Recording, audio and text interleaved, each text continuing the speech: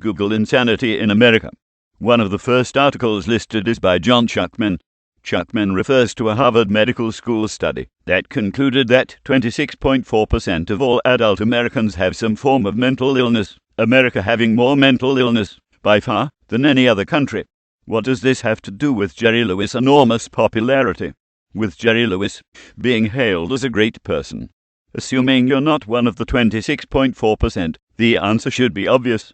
The elevation of scandals that involve people like Lindsay Lohan and Paris Hilton to front-page stories is a byproduct of the breakdown of civility in American society. The likes of Lindsay Lohan and Paris Hilton are begging for help. They're saying, "I'm fucked up, will you please help me?" Of course that's precisely what Jerry is saying, isn't it? "I'm fucked up, will you please help me?" That's the whole point of his involvement in the MDA telethons, to compensate for his sick need for infantile attention. Now, here's a question for you. Who was one of the pioneers in the breakdown of civility in the American culture? Think now. Who burst on the scene in the 50s acting like a maniac, walking around like a spastic and expecting people to consider that funny, insulting people left and right on stage and on his telethons? When Jerry sings the song "You'll Never Walk Alone," he insults the intelligence of anyone with an IQ over 5. He usually prefaces the song with abrupt, condescending remarks to the stage hands. The lighting is not right, the sound is off.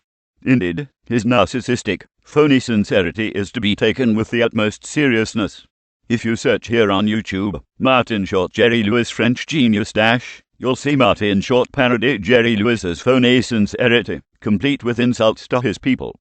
Sure, Jerry Lewis has raised billions of dollars for the MDA and quote-unquote his kids with his telethons, but his over-the-top antics, his bombastic production values, and his inane stupidity made the years of commitment questionable. These telethons were less about raising money for children and adults in need than keeping Jerry and his cohorts fat. F-o shame, F-o shame, F-o shame. The kicking out of Lewis was long overdue and needed to be done, and today Jerry is still a big gold fool with no shame.